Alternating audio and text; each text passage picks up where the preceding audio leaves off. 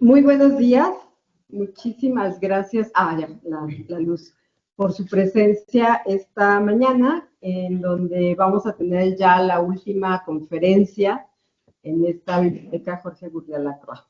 Y para mí de verdad es mucho gusto presentarles a una investigadora que muchos de ustedes ya conocen también, de la Subdirección de Investigación de esta Coordinación Nacional de Monumentos Históricos, la doctora Marcela Saldaña Solís. Ella es doctora en Historia por la Universidad Nacional Autónoma de México y sus líneas de investigación están centradas en los vínculos e intercambios constructivos entre México y Alemania, así como el patrimonio arquitectónico del ingeniero y arquitecto Emilio Donde. Estos temas tienen una característica en común, el uso del hierro como uno de los nuevos materiales constructivos durante las últimas décadas del siglo XIX y principios del XX.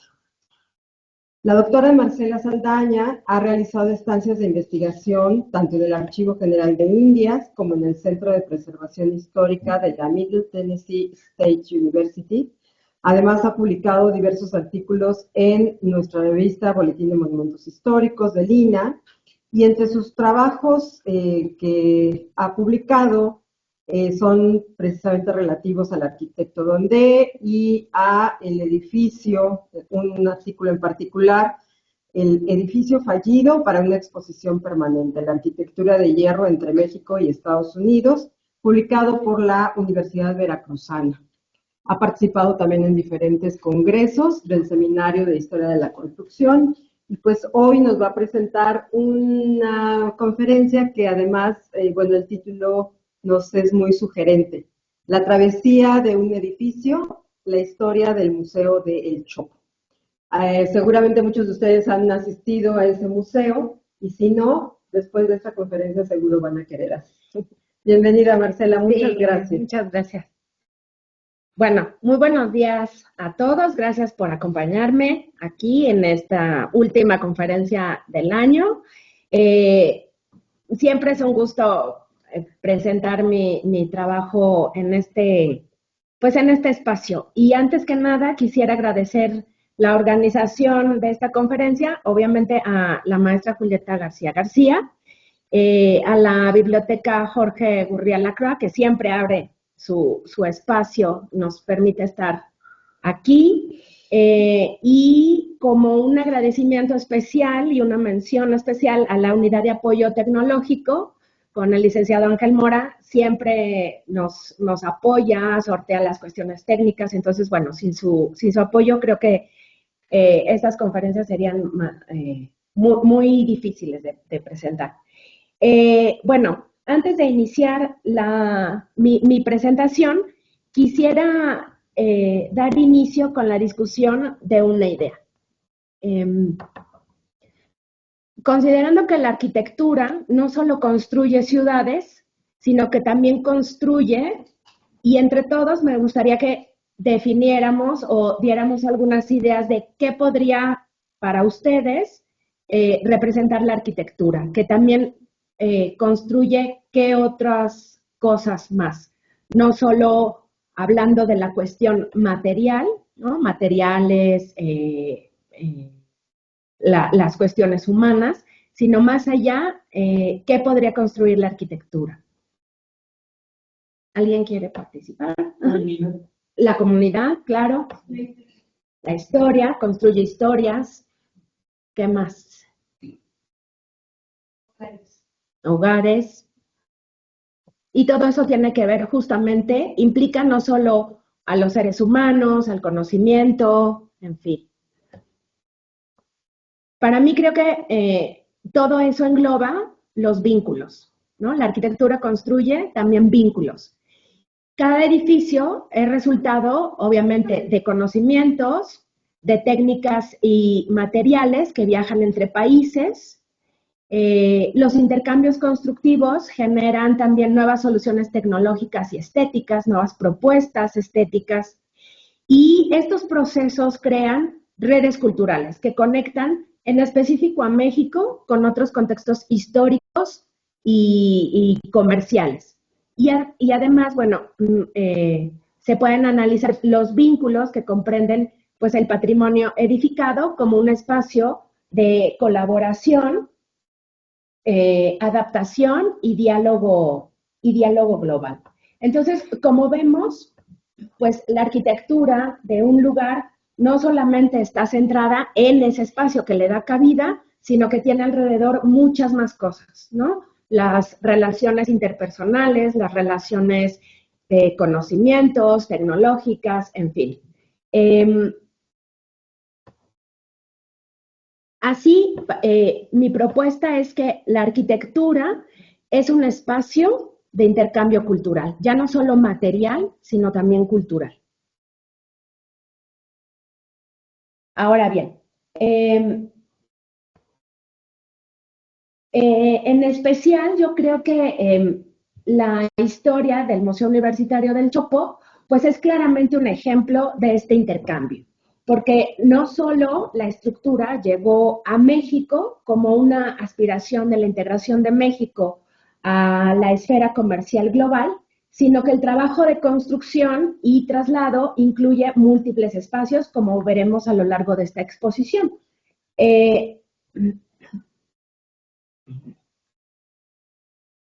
Bueno, antes de hablar sobre la exposición de Düsseldorf en Alemania de 1902, en esa exposición se construyó el edificio del que vamos a ocuparnos en esta ocasión y como antecedente pues es necesario presentar un breve contexto histórico. Como antecedente se puede decir que las exposiciones universales, que es un tema del que pues he hablado en diferentes ocasiones, se llevaron a cabo desde la segunda mitad del siglo XIX hasta bien entrado el siglo XX y se celebraron alrededor del mundo con la colaboración de diversos países. Se convirtieron, por lo tanto, para los participantes como para los visitantes, en un espacio innovador para mostrar los avances tecnológicos. También las exposiciones fueron una plataforma donde se produjeron diversas transferencias en torno al campo de la construcción, desde ingenieros, arquitectos, materiales constructivos, avances tecnológicos, reflexiones teóricas y lo no menos increíble y que podríamos pensar que pues, es como muy sorprendente, este traslado de los pabellones sede de los países expositores que viajaron pues de un país a otro, ¿no? En este caso creo que México es un ejemplo, bueno, creo que sobresaliente, ¿no? Tenemos dos ejemplos de este tipo de edificios. Por un lado, obviamente es el Museo del Chopo, el que vamos a tratar, y también es, otro ejemplo es el Kiosco Morisco, que también está en Santa María la Ribera. Bueno, curiosamente, esta colonia alberga, ¿no? O contiene estos dos ejemplos que son muy importantes y que creo que deberíamos de ver no solo como una expresión y como un espacio comunitario, sino como también estos ejemplos, ¿no? De permanencia arquitectónica, que si bien las exposiciones universales lo que producen es arquitectura efímera, bueno, nosotros conservamos estos dos edificios, ¿no? Entonces me parece que es muy, muy interesante.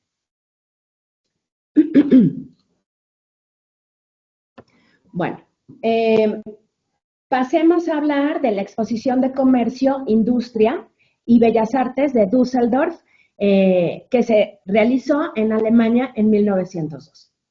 La ciudad de Düsseldorf era considerada como una de las más modernas y encantadoras que colindaban con el río Rin. Y bueno, gracias a esta afluencia, a la afluencia de este río, fue posible el transporte de los productos. Su clima era agradable, sus calles eran anchas, enmarcadas por hermosos paseos, parques y jardines florecientes. En 1902 se eligió un extenso terreno de 50 hectáreas para celebrar esta exposición de industria, arte y comercio, la cual reuniría a las compañías más importantes de la industria y el comercio de la parte de Renania-Westfalia. Y la iniciativa de celebrar una exposición industrial surgió gracias a la exitosa experiencia que tuvo esta misma ciudad al realizar una exhibición en 1880.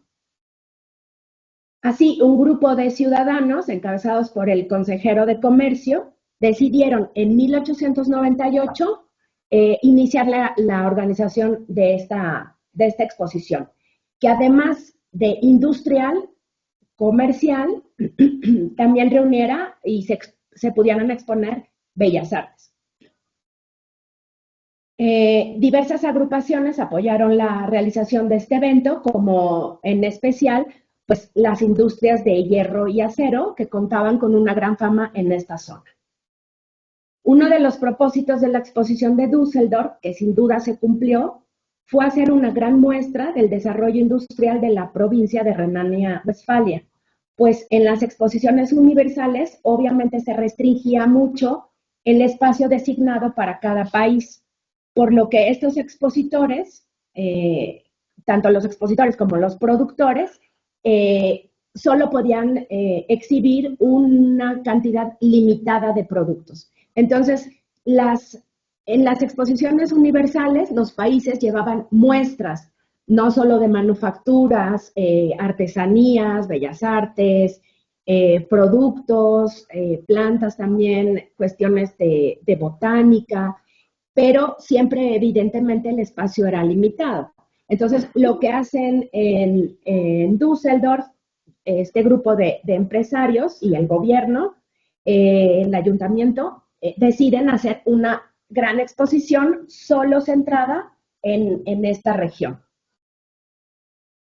Y que solo pudieran exponer las personas, o bueno, los productores de esta región de Renania-Westfalia. Las empresas expositoras construyeron un total de 160 edificios para el evento y la expectativa sobre la exposición creció en el momento en el que el emperador Guillermo II y su esposa anunciaron su visita al evento. Entonces, como vemos, estas exposiciones, que específicamente en Düsseldorf será local, pero no solo es una muestra de la industria y el comercio, sino también serán espacios de convivencia social, ¿no? Donde la sociedad se muestra, va, convive, visita, se traslada, ¿no? Viajan de una región a otra. Entonces, este intercambio es lo que hace tan ricas estas exposiciones. Como vemos, bueno, esta es en esta primera imagen, es la sala de máquinas, que no es otra cosa más que la estación de trenes, pero bueno, después vamos a vamos a mencionarla específicamente y pues nos podemos dar idea, ¿no? De la monumentalidad de los edificios. Si bien, bueno, fueron 160 edificios los construidos, yo por lo menos he detectado 11 edificios que fueron construidos con estructuras de hierro. Sin embargo, no todos fueron, o sea, fueron recubiertos, más bien todos fueron recubiertos, excepto el Museo del Chopo. Entonces, esto es algo también interesante. Las empresas de la Gute Hoffnungshütte, que significa fundidora de la Buena Esperanza, y que se localizaba en Oberhausen, y la Gasmotorenfabrik, que es la fábrica de motores de gasolina, ubicada en Deutz, Colonia, se unieron para participar en la exposición. Una empresa construiría el edificio y la otra mostraría sus maquinarias. Entonces, la Gasmotorenfabrik, bueno, la fundidora de la Buena Esperanza construiría el edificio, porque a eso se dedicaba, a construir piezas de fundición, de hierro, y ellos diseñarían el edificio y esa empresa expondría su maquinaria. Entonces, bueno, fue una unión pues muy afortunada, ¿no? Uno construye el edificio, el otro muestra su maquinaria y creo que esto fue una gran decisión para que los dos pudieran participar en la exposición. El diseño y la ejecución del edificio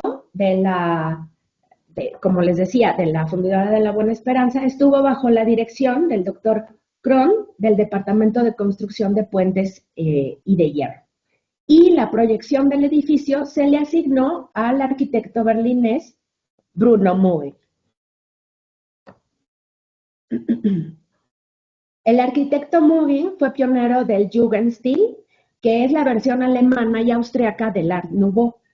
Es un movimiento, bueno, fue un movimiento artístico de finales del siglo XIX y principios del XX, y se caracterizó por incluir formas orgánicas, motivos florales y líneas curvas. Entonces, rompiendo también con la estética, porque obviamente el hierro en muchas ocasiones se dejaba aparente, sobre todo en los puentes,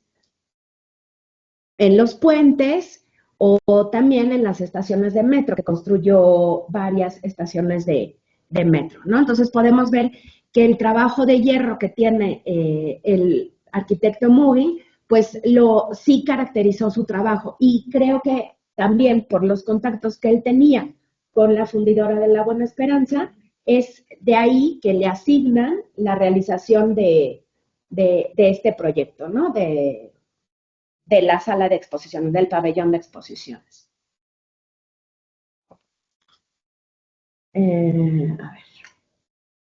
La experiencia del arquitecto Muegel fue determinante para confiarle el proyecto, pues obviamente él tuvo el objetivo esencial de construir un edificio con una composición armónica. El edificio, el pabellón de exposiciones, se ubicó en el camino central de la exposición, a un costado de la sala de máquinas. Entonces, a ver. Bueno, me voy a parar un poquito. La sala de máquinas es esa línea negra que aparece arriba de nuestro pabellón, y obviamente en esta sala de máquinas ustedes pueden ver la espacialidad, ¿no?, de este edificio. Ahí llegaban todos los visitantes en tren, y lo primero que ven, pues, es el pabellón, ¿no?, de la Gas Motoren Fabrik. Entonces, sí tuvo un impacto muy importante este pabellón en la exposición. Obviamente, el reto del arquitecto Muegel era, pues, construir una gran nave que alojara, pues, las máquinas que se iban a exponer. Y de ahí que él decidiera construir un edificio ligero, y además que también eso implicaba, pues, acortar los tiempos de construcción y los costos, porque obviamente no es lo mismo construir un edificio con recubrimientos que con madera y vidrio, como lo está proyectando el arquitecto Muegel.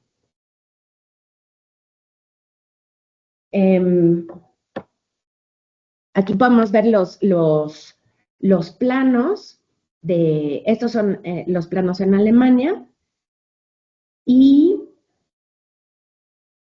este es parte de las imágenes del proceso constructivo.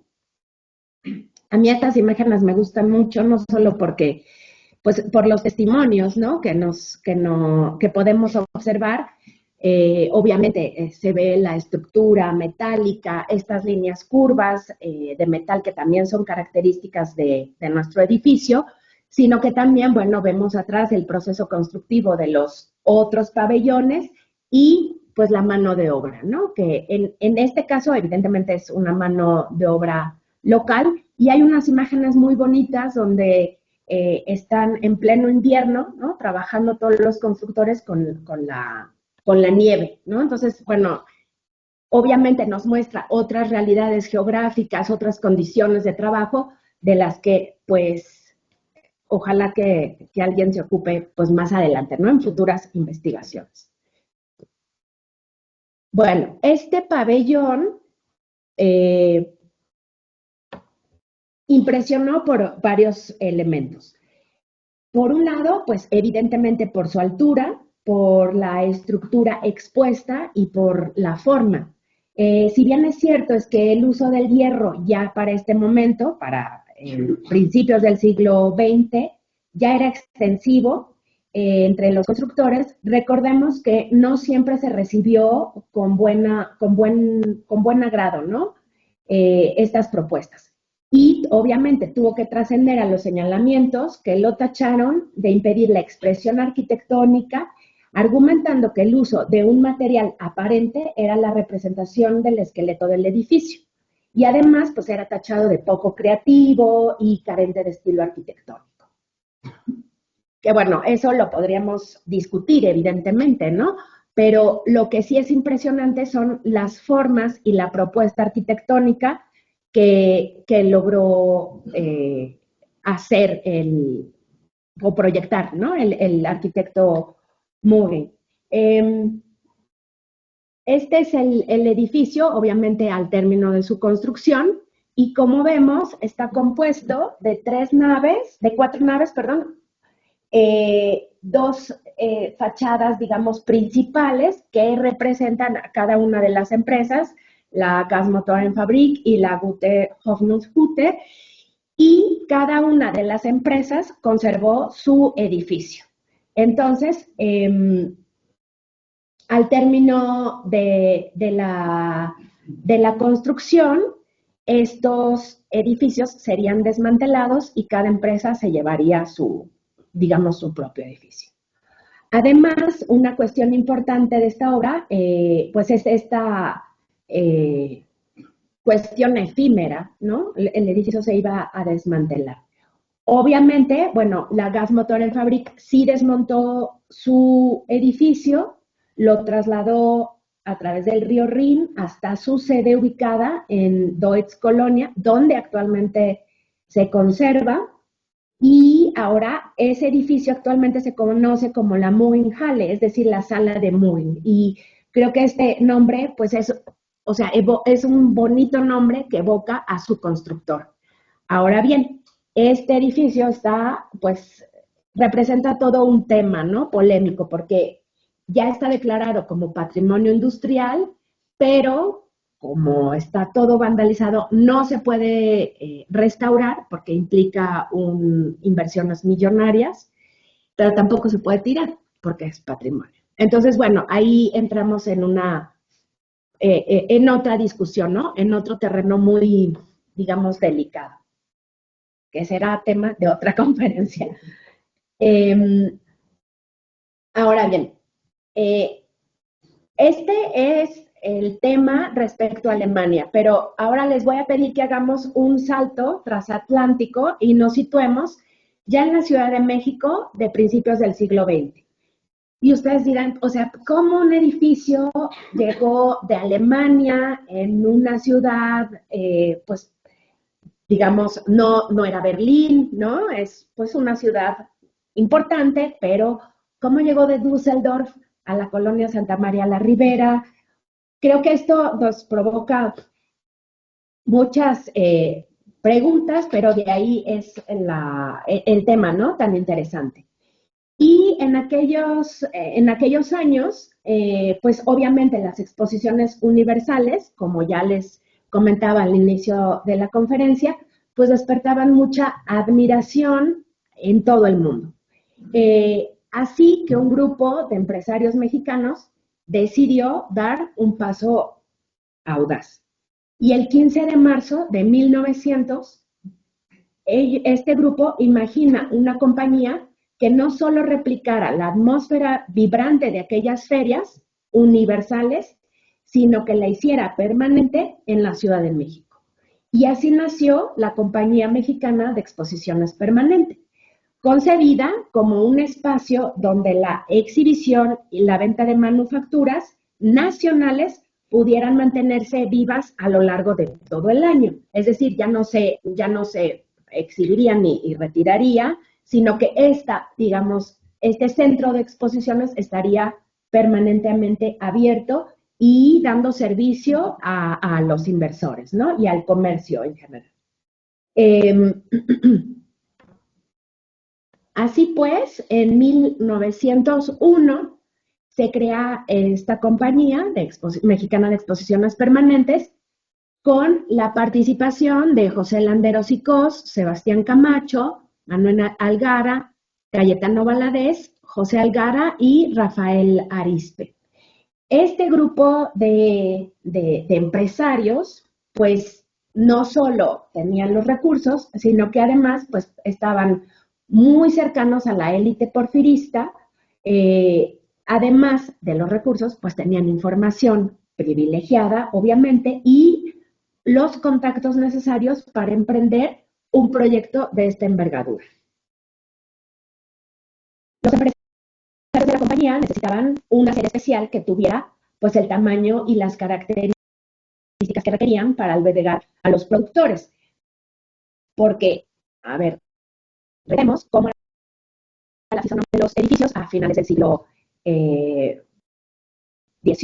XIX, pues eran construcciones realmente pequeñas para lo que se estaba construyendo. Además, en este momento, el porfiriato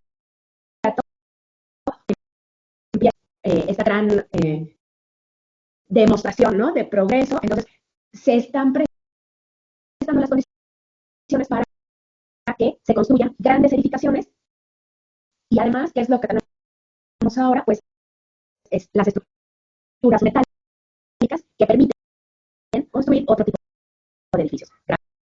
Grandes naves, grandes espacios, con alturas diferentes. Entonces, todo es una conjunción de elementos que permiten crear este tipo de edificios. Y claro, estos empresarios pues ven una oportunidad pues, de oro, ¿no? Ven una mina de oro en este momento. Estos empresarios solicitaron a la Secretaría de Alimento una exención de impuestos. Esto no era raro, no era especial. Esto y lo hizo la Secretaría de Comercio y daba incentivos, exentaba impuestos para que las empresas pudieran establecer sus negocios, pero además también la construcción de edificios. Pero bueno, esto claro que se da en pues también a personas, digamos, muy cercanas a esta élite. Y lo que estos empresarios solicitan es una exención de impuestos, como les decía, para la construcción del edificio, porque obviamente argumentan que hay un alto costo de inversión que no solo implica la formación de la empresa, sino que también específica del edificio. Y cito, dice, por el de la compañía construiría en la ciudad, de la zona, aumentaría el valor de la propiedad y fomentaría el trabajo. Entonces, no solamente es una cuestión de inserción en el progreso, en esa idea de progreso, sino también de bienestar, ¿no? De la idealización de mejores condiciones de vivienda, mejores condiciones de trabajo. Entonces, bueno, es pues una idea de progreso en la cual también estos empresarios logran adherirse.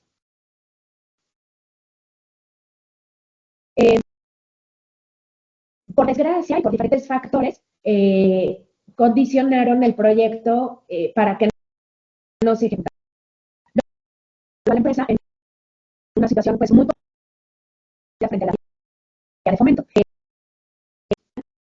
Ellos compraron un edificio ya construido, bueno, la estructura metálica, no construido, perdón, solo la estructura metálica a Estados Unidos, pero no se trae. Y pues estos empresarios empiezan a pedir prórrogas que tengan un tiempo para construir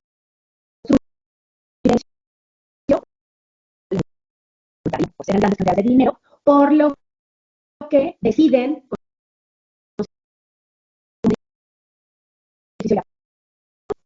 ya totalmente, digamos, las piezas armadas, ¿no?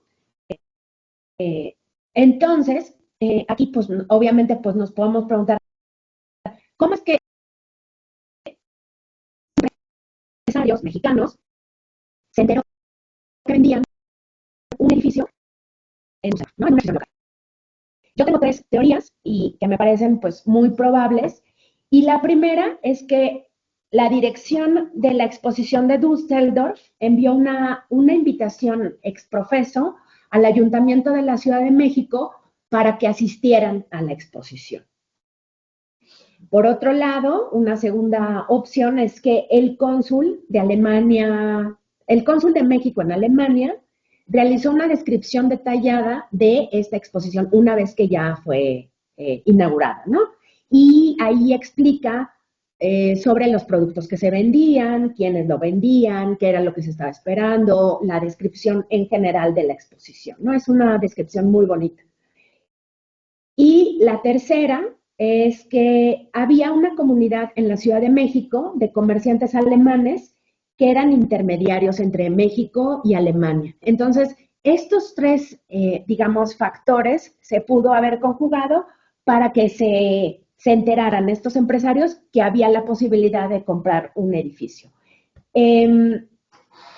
No es, eso no lo puedo comprobar, pero no es raro que también hubiera mexicanos que pudieran viajar a Alemania, ¿no? Porque también se daba ese intercambio. Sobre todo los arquitectos viajaban mucho a este tipo de exposiciones, porque eran, pues, obviamente los referentes, ¿no? Tecnológicos, eran como, pues sí, ir a ver las innovaciones constructivas. Así que la estructura estaba lista para volver a armarse y, pues, se embarcó en el puerto de Amberes. El hierro de la estructura viajó del puerto de Amberes al puerto de Veracruz y a la Ciudad de México a la estación de Buenavista.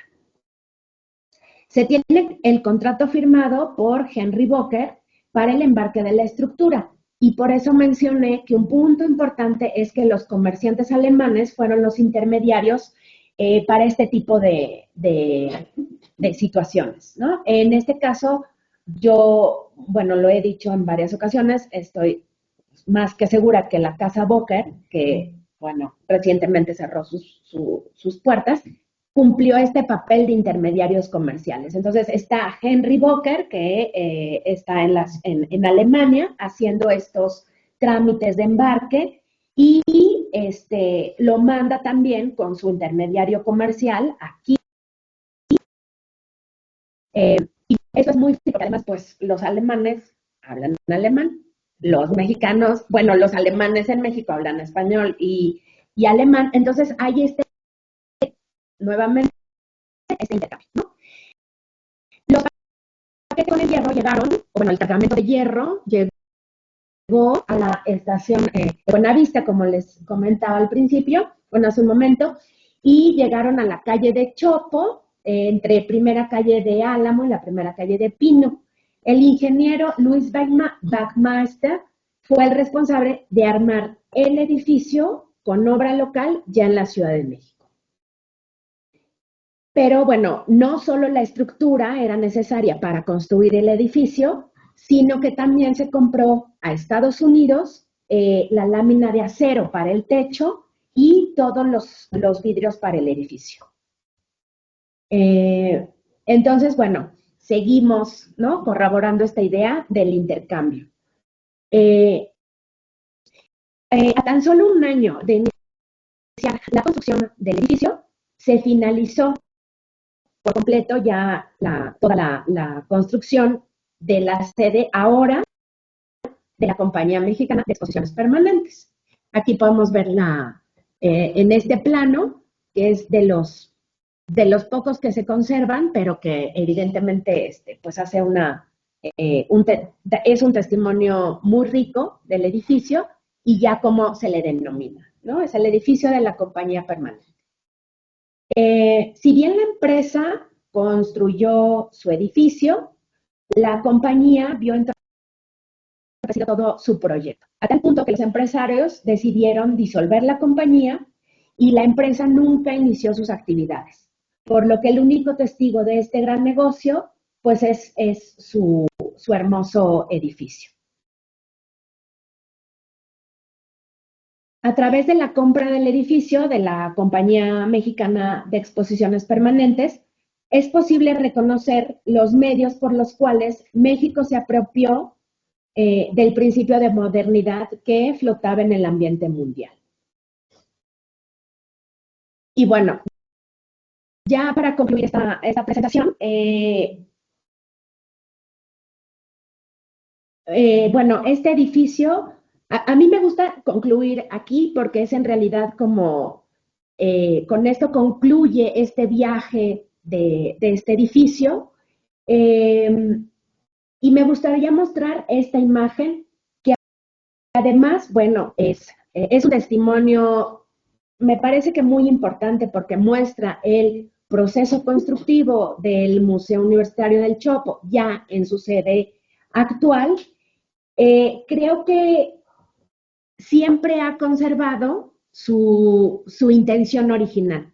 Es un edificio que fue construido para exhibiciones y que actualmente cumple esa misma función. Conocemos muchos casos de edificios que han sido construidos para una función, como quizás edificios de gobierno y que ahora son museos, en fin. Tenemos muchos ejemplos sobre este tema, pero creo que este específicamente siempre ha conservado su intención original. Ahora bien, esta imagen, como podemos ver aquí, bueno, se encuentra en el archivo histórico de la ciudad de Colonia, Alemania.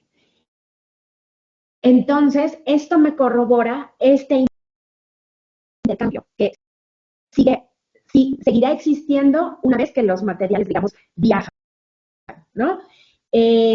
No me parece tan extraño que estuviera ahí esta imagen, porque generalmente entre los constructores y los departamentos de, digamos, de las fundidoras, siempre había un diálogo. Preguntaban cuestiones técnicas, hacían requerimientos de piezas, entonces siempre continuó la comunicación entre los constructores y, bueno, en este caso los fundidores, ¿no?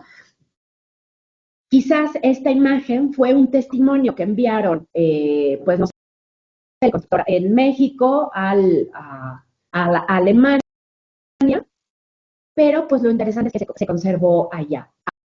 Ahora bien, había otro expediente mucho más robusto sobre este edificio, pero pues lo único que se conserva es esta imagen. Entonces, pues afortunadamente para nosotros podemos conocerla, podemos tener acceso a ella y que habla ya de otro proceso, otro tiempo histórico de este edificio que, bueno, que ha viajado en el espacio, en el mar y bueno, que ahora pues podemos tener acceso muy, muy cercano a él. Bueno, con esto concluyo. Muchas gracias por su atención y bueno, pues les cedo la palabra.